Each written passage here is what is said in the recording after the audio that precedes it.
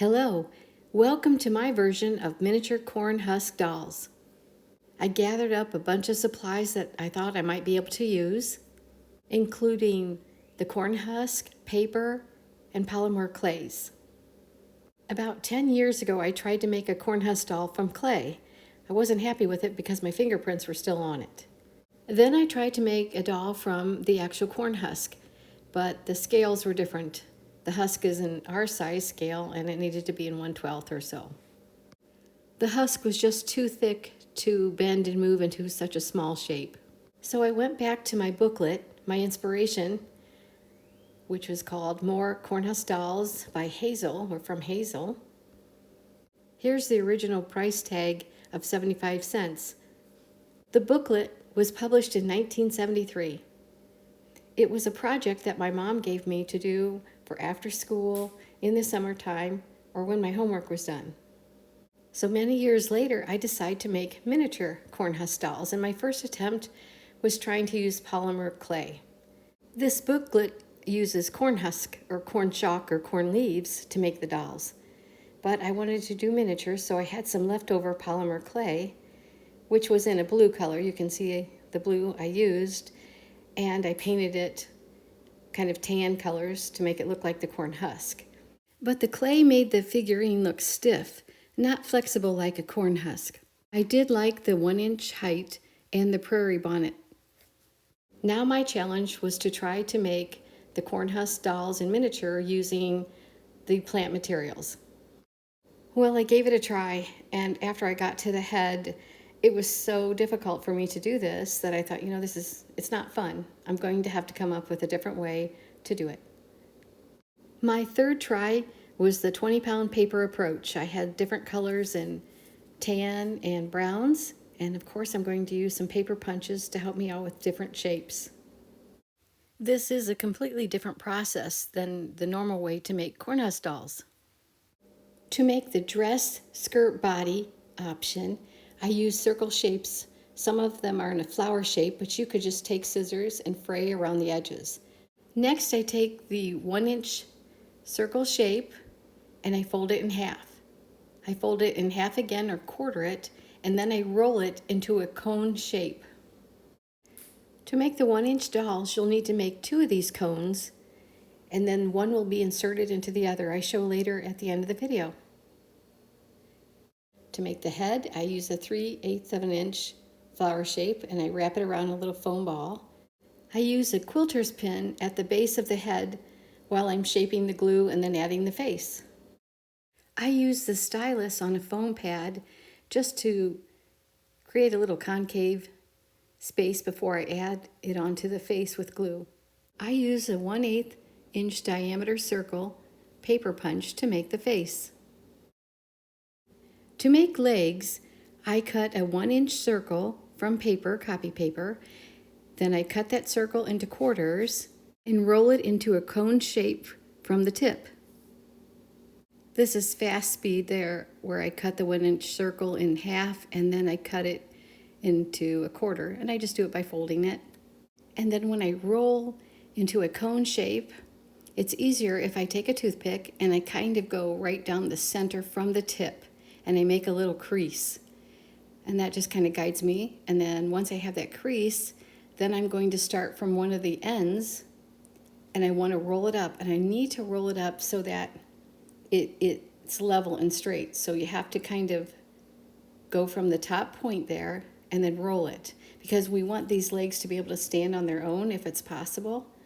So that little crease down the center with the cocktail stick or the toothpick really helps. And you just keep rolling it till you get it, and you make sure you get it as straight as you can. And then after you roll it with your fingers, that helps a lot too. Then I give it a try to see if I have it flat, and that'll stand. Okay, it's not flat there, so I need to work a little bit more into making that so that it'll stand up. And double check my other leg without knocking the first one over to see if it'll stand. Okay, so now I have my base for my legs. Another idea to try to widen that base to make it stand and be more level is to try to use the stylus. Go inside and then whirl it around a bit and see if that worked right there. Then use your scissors to clip around the base of the leg to give it kind of a corn husk fray. Then connect 2 leg cones together with a piece of paper. I'm using a 1/8 little strip here.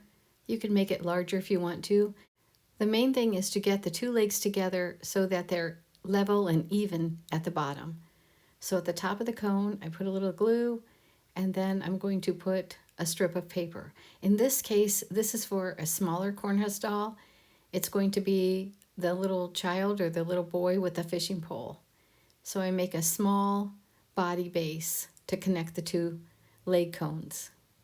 Now for the adult cone, or for the adult cowboy with legs, I just put a cone, a regular size cone on top, and then I insert the legs underneath the cone and then just try to level it out at the bottom. I'm going to add glue to the top and then place a head. Once the head is on the top of the legs, I'll go ahead and add a face out of the 1/8 inch diameter circle, and I'm going to take the stylus like I showed earlier and roll it and then put a little glue over the top of the face just to give the face a little bit smoother surface. Okay, now I've been kind of pinching the legs together while I was putting the head on, so I may have to double check to make sure it still stands.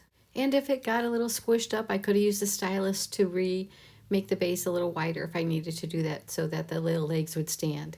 Now I want to add a little bit more to the torso, so I'm going to take another 1/8 inch strip of paper to go around underneath that first strip, underneath the neck.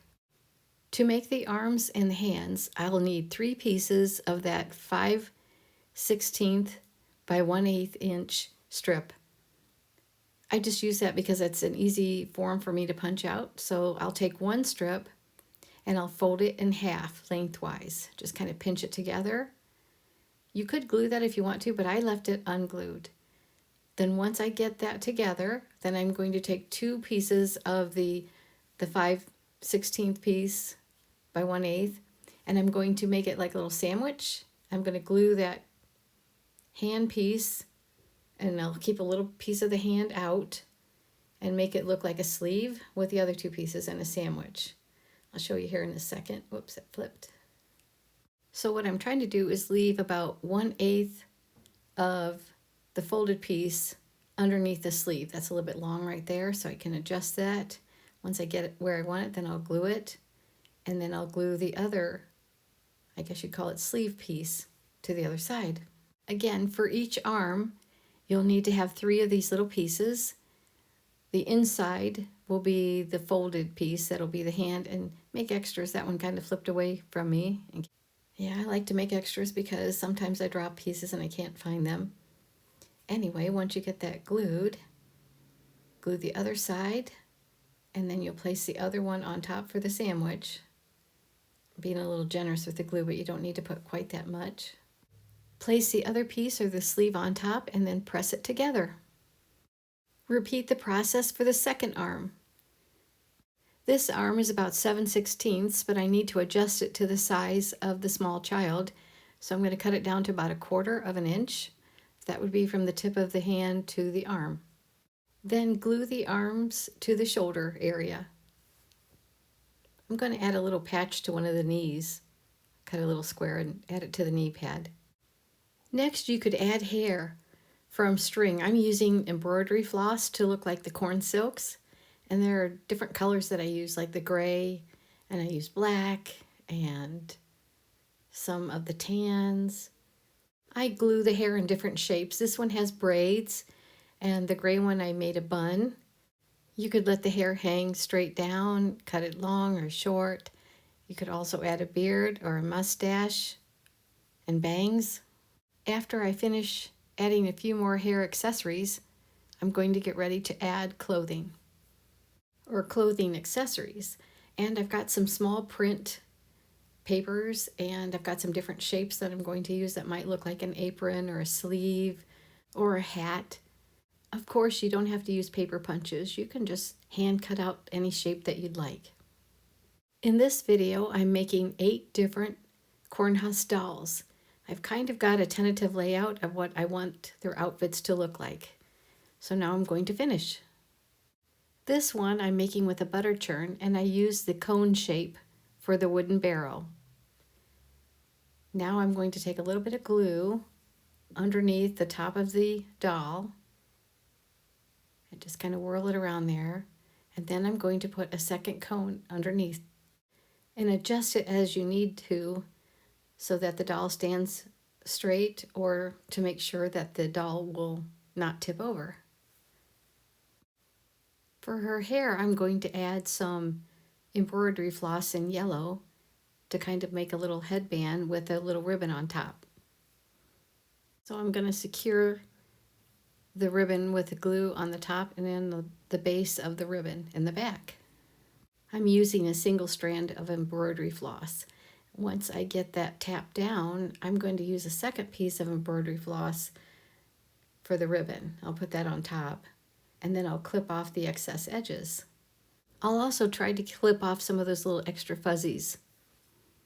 I glue some more embroidery floss around the butter churn in 3 different areas, and then I actually use a little piece of broom straw for the handle on the top. Then I cut a piece of yellow gingham paper for an apron and a collar and glue it on. For this doll, I make a little pie out of 1/8 inch diameter circles, and then for the apron I add some embroidery floss, and I'm going to add a blue ribbon in her hair too. Then I'll glue the arms around the pie. And here's the miniature representations of Cornhusk dolls made from paper. I'm going to put them on a toothpick and whirl each one around so you can see how I decorated them. And here are the Cornhusk dolls next to the corn ears that I made in a prior video. This doll has a prairie bonnet, an apron, and a broom. This next one is a child with an apron and a little egg basket. This is the granny with the apple pie. Here is the one with the butter churn that I've glued to one hand. This is the other child that has a fishing pole, square patch on one knee, and bangs in his hair. This Cornhusk doll has the braids with red ribbons and a bouquet of flowers. Here is the cowboy with a hat, beard, rope, a little knife at his side, and a belt, and a handkerchief. And this one is a mother holding a baby wrapped in a blanket. I hope you like this episode and are inspired to make mini paper Cornhusk dolls. Thank you so much for watching and sharing.